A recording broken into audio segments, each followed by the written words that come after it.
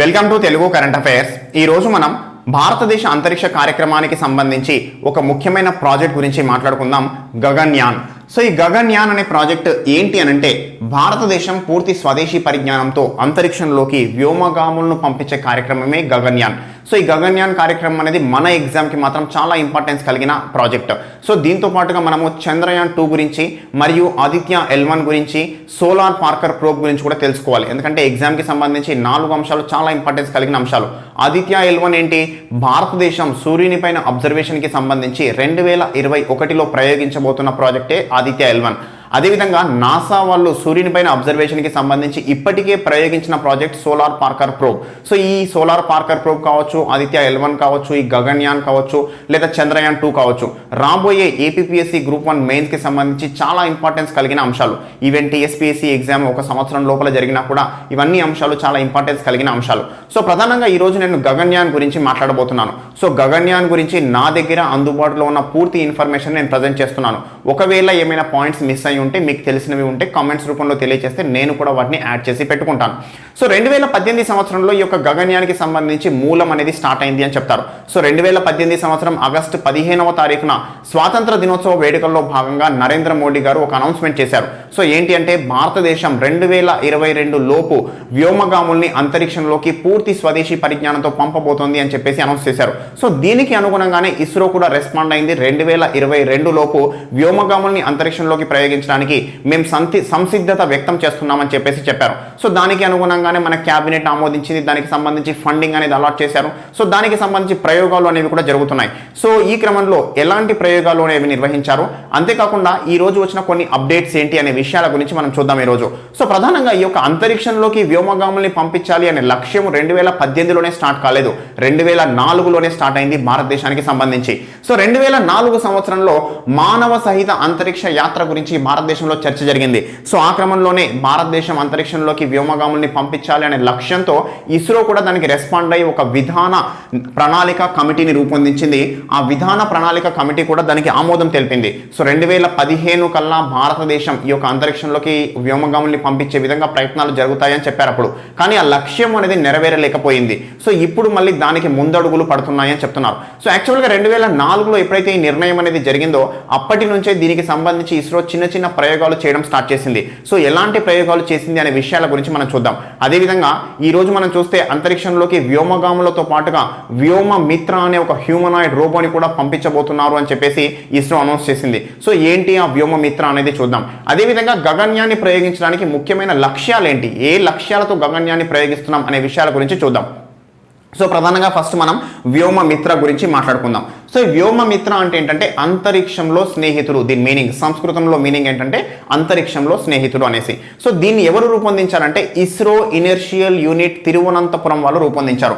So ISRO inertial unit Thiruvananthapuram వాళ్ళు రూపొందించారు. So ఎందుకు దీని లక్ష్యం ఏంటి అంటే యాక్చువల్గా భారతదేశం ఫస్ట్ టైం సొంతంగా పూర్తి స్వదేశీ పరిజ్ఞానంతో ఈ యొక్క మానవ సహిత అంతరిక్ష యాత్ర చేపట్టబోతోంది. సో ఈ మానవ సహిత యాత్ర చేపట్టే కంటే ముందే 2 మానవ రహిత యాత్రలు చేపట్టాలి అనేసి ఒక లక్ష్యం పెట్టుకుంది ఇస్రో. సో 2020 సంవత్సరం డిసెంబర్లో ఒక యాత్ర, 2021 సంవత్సరం జూన్లో 2వ యాత్ర మానవ రహిత యాత్రలు చేపట్టాలి. అయితే మానవ రహిత యాత్రలు చేపట్టినప్పుడు పూర్తి ఇన్ఫర్మేషన్ మనకు తెలుస్తుందా లేదా అనేది కొంత డౌట్. అందుకని చెప్పేసి ఒక హ్యూమనాయిడ్ రోబోని రూపొందించారు. సో ఈ మానవ రహిత యాత్రల్లో భాగంగా ఈ హ్యూమనాయిడ్ రోబోని పంపిస్తారు అంతరిక్షంలోకి. సో పంపించినప్పుడు అది ఏ విధంగా రెస్పాండ్ అయింది, ఎలాంటి డేటా సేకరించింది అనే విషయాలపైన అనాలిసిస్ చేస్తారు మానవ సహిత యాత్రకి ముందుగా. అదే విధంగా ఈ హ్యూమనాయిడ్ రోబో ఏదైతే ఉందో దీనిని మానవ సహిత అంతరిక్ష యాత్ర అంటే మన వ్యోమగాములు ఎప్పుడైతే ప్రయాణిస్తారో అంతరిక్షంలోకి వాళ్ళతో పాటుగా ఈ యొక్క వ్యోమ మిత్రని కూడా మళ్ళీ పంపించబోతున్నారు 3వసారి అని చెప్పేసి చెప్పడం జరిగింది. సో ప్రధానంగా ఈ వ్యోమ మిత్రకి సంబంధించి ముఖ్యమైన అంశం ఏంటంటే అంతరిక్షంలో ఉంటూ కూడా ఇస్రో కమాండ్ సెంటర్తో నిరంతరం కమ్యూనికేషన్ చేసే విధంగా దీన్ని రూపొందించారు. ప్రధానంగా ఆర్టిఫిషియల్ ఇంటెలిజెన్స్ మరియు న్యూరల్ నెట్వర్క్స్ ని అనుసంధానించారు. అదేవిధంగా దీంట్లో పెద్ద మొత్తంలో సెన్సార్స్ ని ఉపయోగించారు. సో దీని ద్వారానే ఈ యొక్క వ్యోమ మిత్ర అనేది రెస్పాండ్ అవ్వడం, దాంట్లో ప్రోగ్రామింగ్ అనేది జరిగింది అని చెప్తారు. అదేవిధంగా దీనికి సంబంధించి ఇంకొక అంశం ఏంటంటే అంతరిక్షంలో మానవులు మీన్స్ ఆ యొక్క వ్యోమగాములు ఎవరైతే ఉంటారో వాళ్ళకి సంబంధించి జీవనాధార వ్యవస్థలు, ఆక్సిజన్, టెంపరేచర్ వంటి వివిధ అంశాలను కంటిన్యూస్గా మానిటర్ చేస్తూ దానికి సంబంధించిన రిపోర్ట్ని కంటిన్యూస్గా జనరేట్ చేస్తూ ఉంటుంది వ్యోమమిత్ర. అదేవిధంగా అంతరిక్షంలో ఉన్న వ్యోమగాములకు ఏమైనా చిన్న చిన్న డౌట్స్ వస్తే కూడా వాటిని క్లియర్ చేయడానికి వ్యోమమిత్రని ప్రోగ్రామ్ చేశారు అని చెప్తున్నారు. సో ఈ విధంగా వ్యోమమిత్ర అనే దాన్ని రూపొందించారు. సో ఇది హాఫ్ హ్యూమనాయిడ్ రోబో, అంటే నడుము కంటే పైభాగం వరకు మాత్రమే ఉండే ఈ యొక్క రోబో.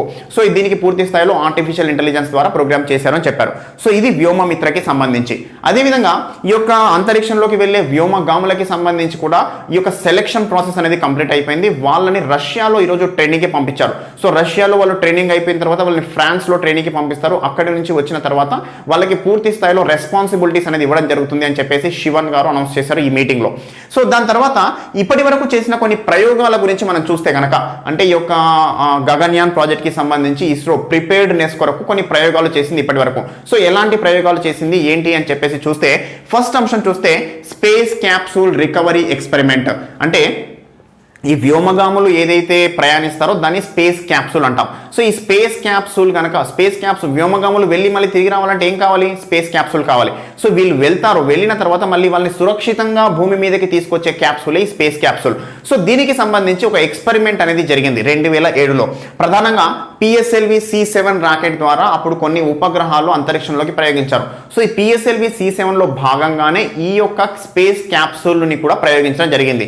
ఈ స్పేస్ క్యాప్సూల్ అంతరిక్షంలో 12 రోజుల పాటు ఆర్బిట్లో ప్రయాణించి 12 రోజుల తర్వాత మళ్ళీ భూమి మీదకి బే ఆఫ్ బెంగాల్, మన బంగాళాఖాతంలో దిగడం జరిగింది అని చెప్తారు. సో ఈ స్పేస్ క్యాప్సూల్ ఎక్స్పెరిమెంట్ అనేది సక్సెస్ అయింది అని చెప్పేసి అప్పుడు అనౌన్స్ చేయడం జరిగింది. అదేవిధంగా ఇంకో అంశం చూస్తే RLVTD, reusable launch vehicle technology demonstration అని చేశారు. సో ఈ యొక్క ప్రయోగంలో ముఖ్యమైన అంశం ఏంటంటే, మనం ఏదైతే వాహక నౌకని వాడుతున్నామో PSLV కావచ్చు లేదా GSLV కావచ్చు, సో ఈ వాహక నౌకని మళ్ళీ పునర్వినియోగించుకునే అవకాశం కొరకు ఈ RLVTD అనే ప్రయోగం చేశారు. సో ప్రధానంగా ఈ ఏదైనా ఒక ప్రయోగం చేస్తే దాంట్లో దాదాపుగా 60 నుంచి 65% ఖర్చు వాహక నౌకకి సంబంధించి ఉంటుంది. సో ఈ వాహక నౌక ఒకసారి ఉపగ్రహాన్ని ప్రయోగించిన తర్వాత వాహక నౌక ఉపయోగించే వీల్లేదు, అంతరిక్షంలోనే గ్యార్బేజ్గా ఉండిపోతుంది. ఒకవేళ ఆ వాహక నౌకని కనుక తిరిగి తీసుకువచ్చి వినియోగించుకునే అవకాశం ఉంది అని చెప్పేసి దాని కొరకు చేసిన ప్రయోగమే ఈ RLVTD. సో ఈ RLVTD ప్రయోగం కూడా సక్సెస్ అయింది. సో ఈ రోజు మనం ఏదైనా ప్రయోగం చేస్తే దానికి సంబంధించిన వాహక నౌకని కూడా వెనక్కి తీసుకువచ్చుకునే అవకాశాలు రాబోయే కొన్ని సంవత్సరాల్లో నిజం కాబోతున్నాయని ఇస్రో అనౌన్స్ చేసింది. కానీ ఇప్పటికే ఈ విషయానికి సంబంధించి సక్సెస్ సాధించింది అమెరికాకు చెందిన ఎలాన్ మస్క్ గారి యొక్క స్పేస్ ఎక్స్ అనే కంపెనీ. సో ఇటీవల మనం చూసాం దాని గురించి న్యూస్ కూడా.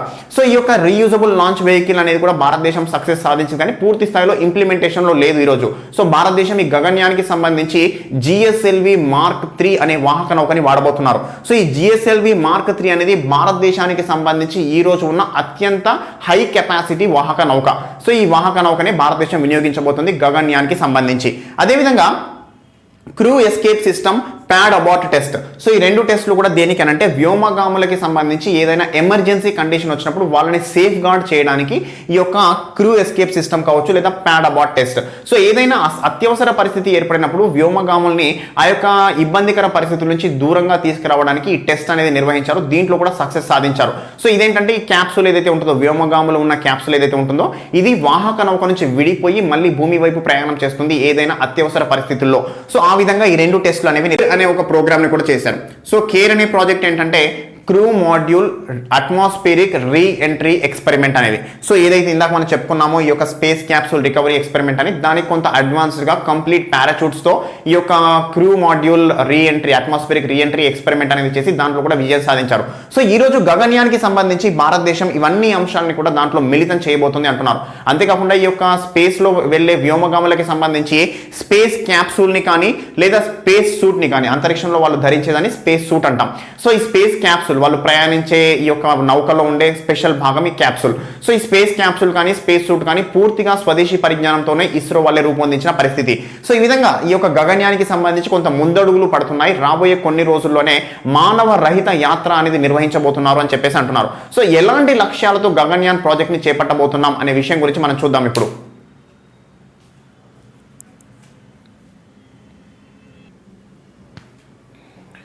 సో ఈ గగన్యాన్ యొక్క ప్రధాన లక్ష్యాలు, ఏ లక్ష్యాలతో ఇస్రో దీన్ని ప్రయోగిస్తోంది అని చెప్పేసి చూస్తే, ప్రధానంగా ఏంటంటే దేశంలో శాస్త్ర సాంకేతికత స్థాయిని పెంచడం, పారిశ్రామిక అభివృద్ధిని పెంచడానికి దోహదపడుతుంది అని చెప్తున్నారు. అంతేకాకుండా సామాజిక ప్రయోజనాల కొరకు సాంకేతికత వినియోగాన్ని పెంచడానికి అని చెప్పేసి చెప్తున్నారు. సో ప్రధానంగా ఏంటంటే ఈ రోజు మనం చూస్తే వైద్యపరమైన సాంకేతిక పరిజ్ఞానాన్ని పెంచడం కూడా ఒక లక్ష్యం ఇక్కడ.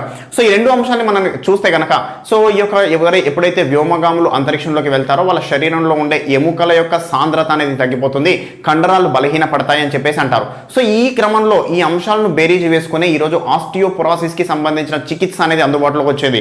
అదేవిధంగా ఈరోజు టెలిమెడిసిన్ అందుబాటులోకి వచ్చిందంటే దానికి ప్రధాన మూలాధారం ఎక్కడి నుంచి అంటే అంతరిక్షం నుంచి అని చెప్పేసి అంటున్నారు. సో ఈ విధంగా వివిధ అంశాలు ఈరోజు సామాజిక ప్రయోజనాలు కావచ్చు, లేదా వైద్య సాంకేతిక రంగాల్లో పరిజ్ఞానం పెరగడం కావచ్చు, ఇవన్నీ అంశాలకి కూడా అంతరిక్ష ప్రయోగాలే మూలాధారం అని చెప్తున్నారు. సో ఇలాంటి మరిన్ని ప్రయోజనాలు రావడానికి ఈ యొక్క గగన్యాన్ ప్రాజెక్ట్ ఉపయోగపడుతుంది అని చెప్పేసి అంటున్నారు. అదేవిధంగా వివిధ సంస్థలు, పరిశ్రమలు విద్యార్థులను భాగస్వాములుగా చేసి యువతలో స్ఫూర్తిని పెంచాలి అని చెప్పేసి కూడా ఈ దీంట్లో ఒక లక్ష్యంగా ఉంది. అదేవిధంగా జీవరాశులు, మొక్కలపై సూక్ష్మ గురుత్వాకర్షణ మరియు రోదసి ధార్మికత యొక్క ప్రభావం ఏ విధంగా ఉంది అని తెలుసుకోవడం. ఎప్పుడైతే వ్యోమగాములు అంతరిక్షంలోకి వెళ్తారో వాళ్ళపై మైక్రోగ్రావిటీ, సూక్ష్మ యొక్క భూమి ఆకర్షణ, గురుత్వాకర్షణ శక్తి అనేది ఉంటుంది. అదేవిధంగా రోదసిలో పెద్ద మొత్తంలో రేడియో ధార్మికత, రోదసి ధార్మికత అంటాం. సో ఈ రోదసి ధార్మికత కావచ్చు, లేదా సూక్ష్మ గురుత్వాకర్షణ శక్తి, ఇవి మానవుని శరీరంపై ఏ విధంగా ప్రభావం చూపుతాయి అనే విషయాల గురించి కూడా అబ్జర్వ్ చేయడం అనేది ఒక లక్ష్యం. అంతేకాకుండా దేశ ప్రతిష్టను అంతర్జాతీయంగా పెంచడం అనేది ఇంకొక లక్ష్యం. సో ఈ రోజు చూస్తే ప్రపంచంలో కేవలం 3 దేశాలు మాత్రమే రోదసిలోకి సక్సెస్ఫుల్ గా మానవుని పంపించగలిగాయి: అమెరికా, రష్యా, చైనా. సో ఈ రోజు భారతదేశం దీన్ని సక్సెస్ఫుల్ గా నిర్వహిస్తే 4వ దేశం కాబోతోంది. సో ఈ క్రమంలో పెద్ద మొత్తంలో అంతర్జాతీయంగా కూడా దేశ ప్రతిష్ట పెరగబోతోంది అని చెప్పేసి అంటున్న పరిస్థితి. సో ఇవి ప్రధాన లక్ష్యాలతో గగన్యాన్ అనేది నిర్వహించబోతున్నారు. సో ఇదండి ఈరోజు గగన్యాన్కి సంబంధించి నా దగ్గర అందుబాటులో ఉన్న ఇన్ఫర్మేషన్. ఇంకో టాపిక్తో కానీ ఎడిటోరియల్తో కానీ మళ్ళీ కలుస్తాను. Thank you.